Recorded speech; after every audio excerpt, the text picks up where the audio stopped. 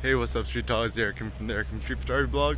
So, currently here at the East West Center, gonna walk through this my favorite Japanese Zen garden that was just randomly built here, maybe like actually quite a long time ago, maybe 30 years ago. But anyways, I always get some of my most spirited thoughts when I come here. But anyways, so this is my idea.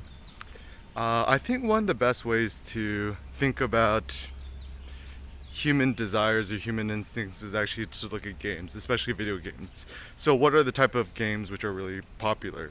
You know, RPG games, action games, fighting games, blah blah. And I think this is the reason why video games are actually so popular, because modern day life don't allow us to do stuff like, you know, raid or loot or to level up or to fight opponents or to feel like you're a hero. And so the consequently, video games offer us the only like socially acceptable or legal place for us to indulge in this kind of, you know, human behavior.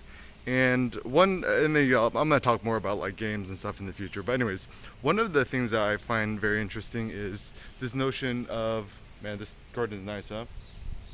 So this notion of an RPG, or this notion of, you know, this open access real world, whatever it may be, right? So to me, I think photography is the ultimate live action, unlimited world exploration RPG out there currently so far. Because think about it, there's all these video games that, you know, like Grand Theft Auto and so forth, that allow open access, that you could just walk anywhere and you could interact with anything. Like you could go knock on doors and you could interact with real life materials, and there's going to be some sort of haptic feedback. And I think sometimes we get suckered that, you know, obviously I think there are tons of benefits to the digital world and to quote unquote virtual reality, but obviously so many advantages which come with real reality. And I think this is the fun thing with photography, is that it's the ultimate randomly generated open access world, and there are so many interesting things that we could see, experience, and like quote unquote conquer in this, you know, I guess this productive way. And that's why I even think about video games and photography, is that it's kind of fun. It's kind of like a game, and instead of like, you know, even photography, it's almost kind of like a first-person shooter. If you think about, you know, playing Counter-Strike or any of the other shooting games or Call of Duty, is that you got the viewfinder and you shoot photos. And it does seem like this is actually a pretty fun and productive way for us to spend our time to experience life and reality in a much more fun and interesting way.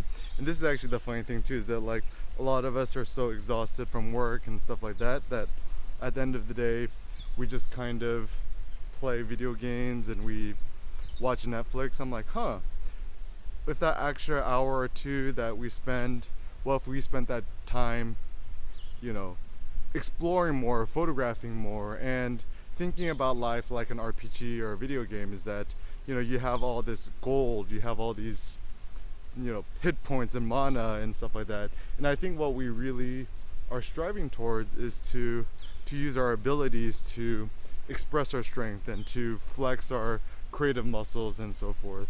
And so yeah, so just think to yourself, because I think it's often hard to find the energy to do stuff, but I think one more effective strategy is figuring out what superfluous things to cut from our lives, things that are not that important.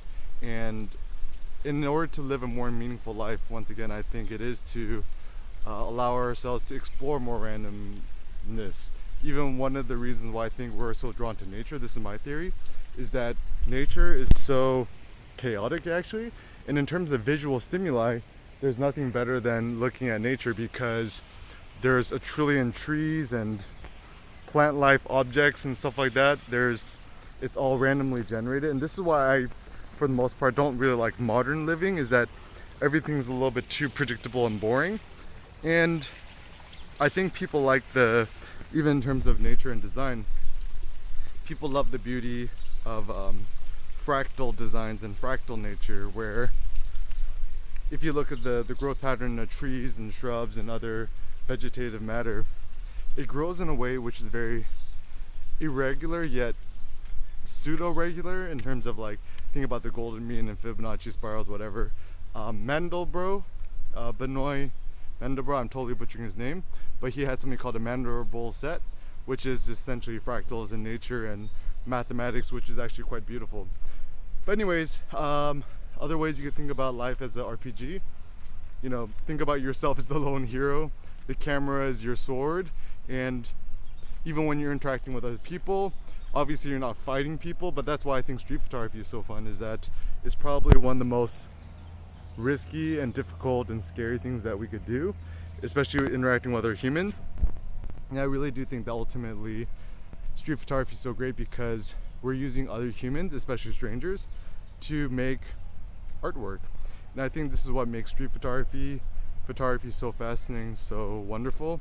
And just think about your own game preferences. If you're into RPGs, fighting games, first-person shooters, think to yourself, how can I bridge this type of concept to the real world? And perhaps we could use this as a way to think more and thrive more. So what are some other crossover ideas you have about video games and and photography and art and life in general? Feel free to leave a comment, and let's all continue to thrive and explore together. Peace out.